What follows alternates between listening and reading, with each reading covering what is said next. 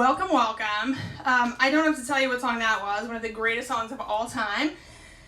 I thought it would be perfect. I'm so happy to finally have an opportunity to use it. We're going to be all about working women this week. Not that men don't work hard too, but this issue is specifically devoted to a lot of ladies these days who I know who are sort of, having to go do extra duties, right? Which is nothing new. It's been that way for a long time. I was inspired to do this because last week when I finished, the debut episode and I looked at my calendar with all my new jobs I've been taking, I've just been snatching up every new part-time job that I can to tutor and do all these different things.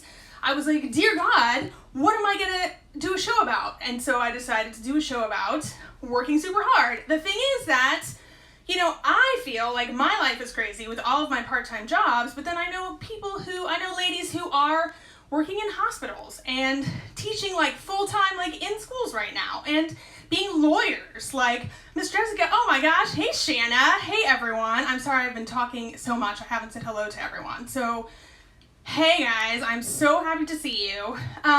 So then I thought about, dear God, think of all the ladies who are doing those things and also taking care of babies, which is crazy, right?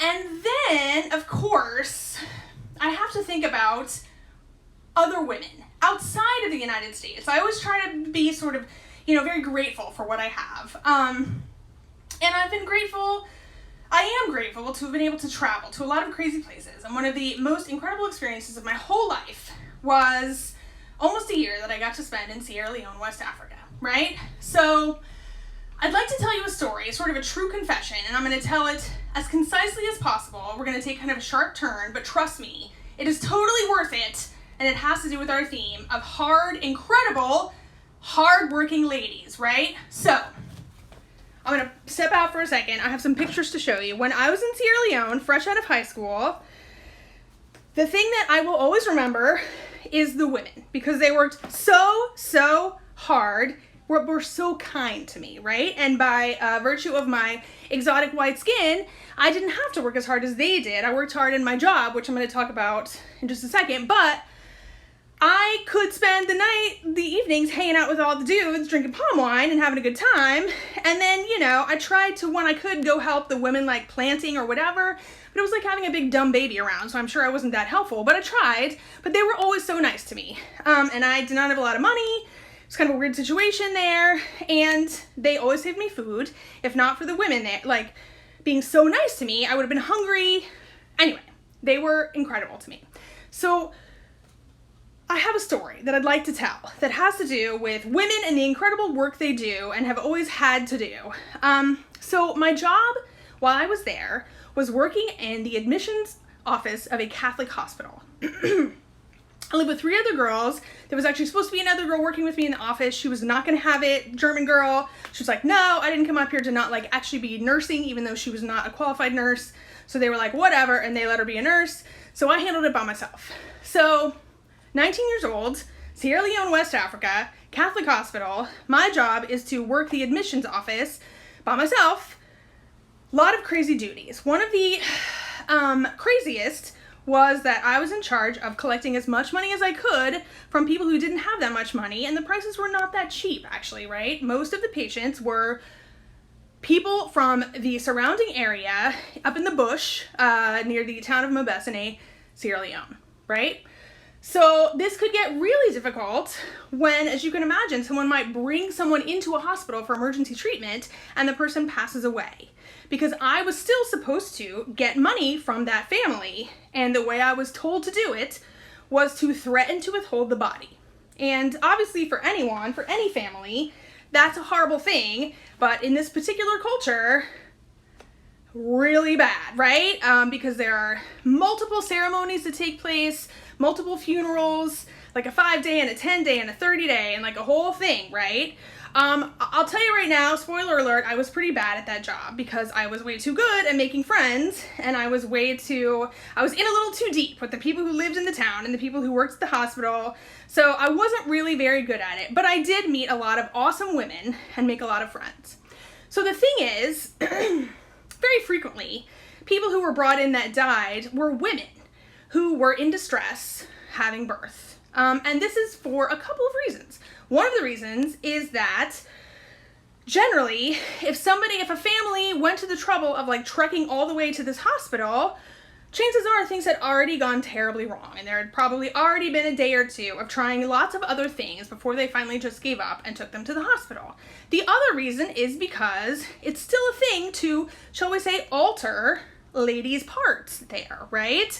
Female circumcision is still a thing. I told you we're going to take a turn, but just stay with me here, right? And in fact, the year I was there, a cohort, I'm going to cover them up because, you know, some people can't necessarily handle it, but these ladies, I keep this picture all the time when I want to feel grateful for my own situation at these girls that were about to be taken into the bush, because every 4 years this ceremony happened where they were altered and taught how to be good wives. Now, crazy thing that happened to me, one of the craziest things that ever happened to me, because I was so sort of embedded in this community, is that they actually showed me the incredible honor of inviting me to be part of that year's ceremony, which is an incredible honor and not something that is done with outsiders.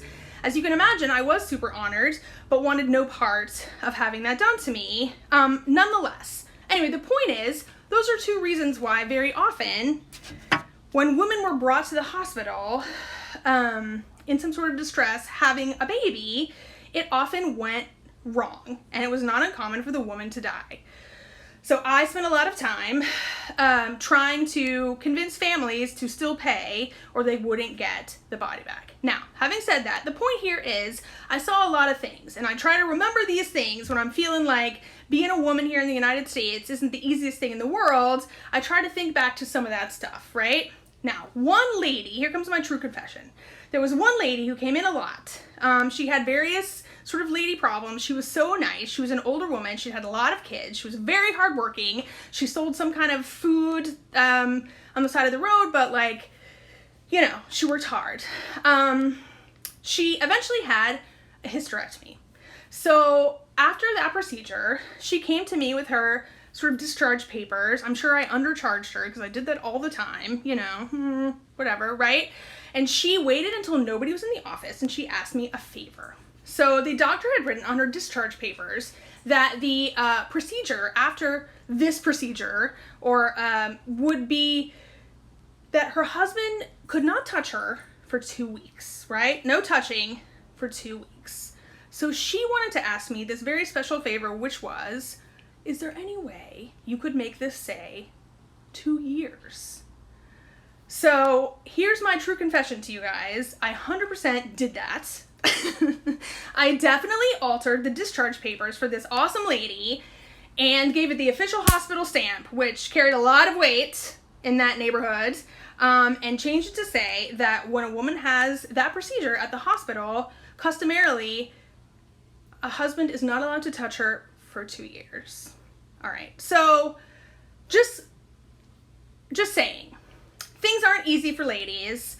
Jessica, lady lawyer, right? I mean, I know so many ladies working so hard, but sometimes it does keep me humble to remember some of the ladies that I've known and some of the things that they do from day to day. So, let's have some music, all right? First of all, I'm gonna do one of my songs. This one's called Spotlight, and it has to do with if you've ever had a person in your life that can't sort of deal with themselves, so they just look at everyone else and criticize them all the time, you know, and I feel like this is kind of a thing as, you know, a lady in the workplace. Sometimes we feel like we can't do anything right, and it's kind of easy to convince you that everything's your fault, right? And that's kind of what this is about. This is called Spotlight.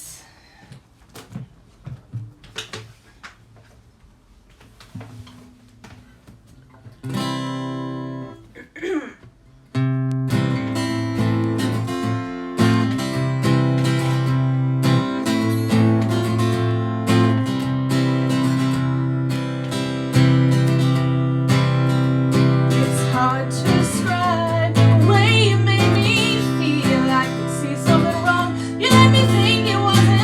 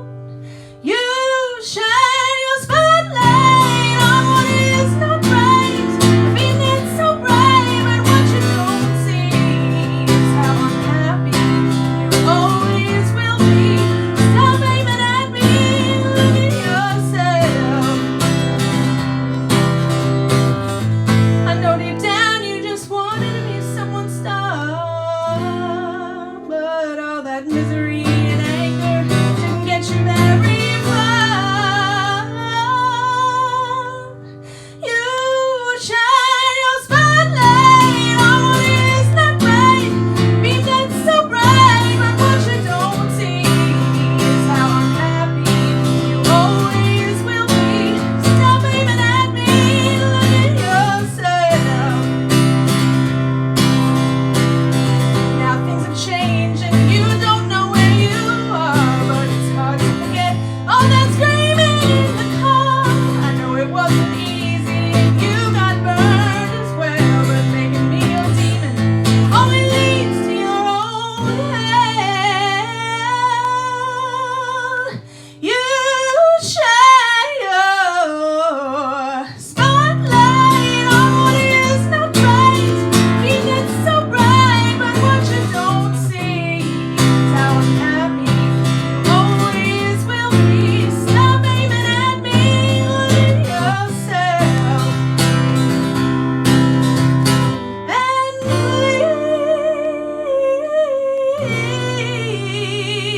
please take a look at yourself.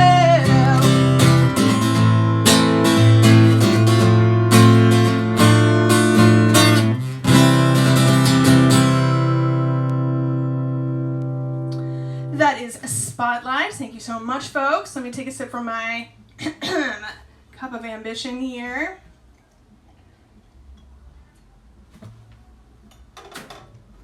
It does contain a little bit more than ambition, just so you know. Okay, so next up, I'm going to wow you with my technical prowess here, hopefully. Mix things up a little. None other than my brother Corey Davis laid down a piano track for my next song, which is a song called Millwork. You may know it as Mill Worker. It was written by James Taylor. It was originally written for, depending on how deep your like musical theater dorkiness runs, you may already know this, but it was actually written for the musical Working, Stephen Schwartz musical, 1974, and supposedly this was actually Stephen Schwartz's favorite song in the whole thing. It's a pretty great song. It was also released by James Taylor on his album Flag in 1979. But I asked my brother to do a piano track for me, so I'm going to, with a little bit of jazzy percussion in the background, I'm going to sing to Corey's beautiful piano accompaniment as soon as I dazzle you with my technical ability, like so.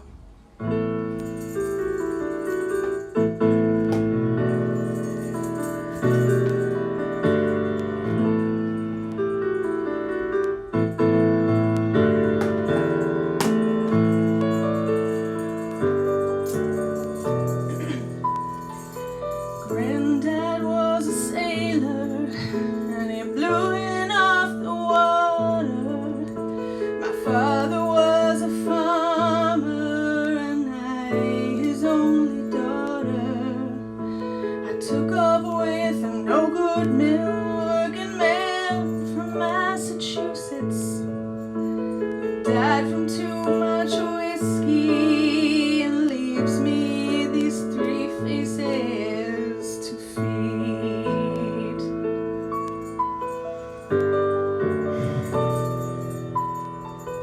Mill work ain't easy, mill work ain't hard. Mill work most often is a goddamn awful boring job, and I'm waiting for a daydream to take me through the morning and put me in my coffee break so I can have my sandwich and remember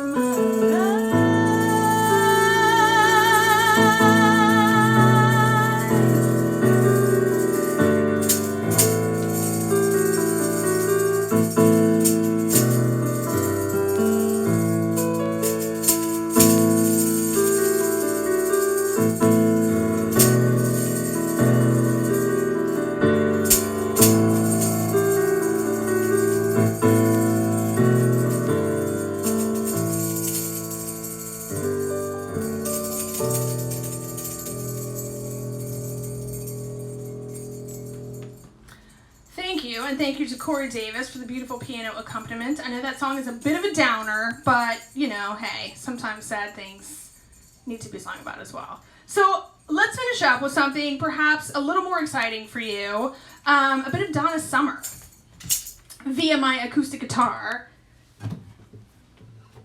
I am going to close out with my best stab at a big hit for Donna Summer in about 1983. This was written by Donna Summer herself and a gentleman named Michael O'Martian. Oh, thank you, C.B. Davis, and thank you for the beautiful piano accompaniment. So I learned that this song was written after Donna Summer actually had an encounter with a lady named Onetta Johnson at a famous LA restaurant called Chasen's. She was a bathroom attendant there. Apparently she was pretty exhausted. But something about her really struck Donna Summer, and that's how this song was born. And I'm going to be honest, I mean, I was alive during 1983, and I remember this awesome video, and, you know, there's nothing more awesome than Donna Summer dressed as a waitress, but I always thought that it was actually secretly underneath, had to do with, like, prostitution, and that is not it. Actually, it was actually written about a bathroom attendant in LA working super, super hard. So here we go, guys. She works hard for the money. I hope you enjoy it.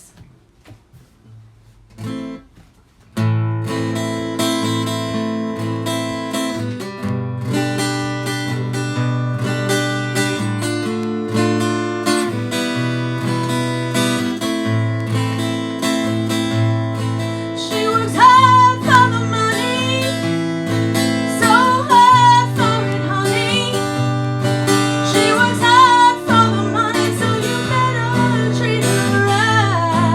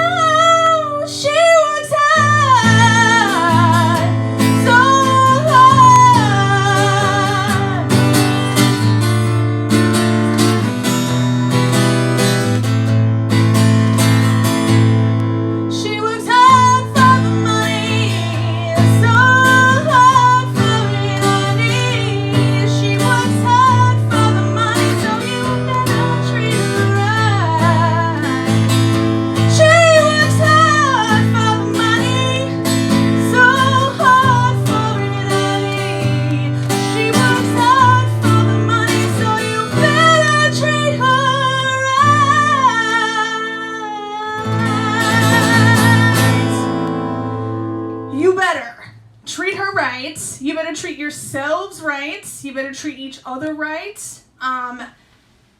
Thank you so much for being here for another Saturday night. I'm trying to rhyme, keep the rhyme going as long as I can. Keep fighting the good fight. I love all of you.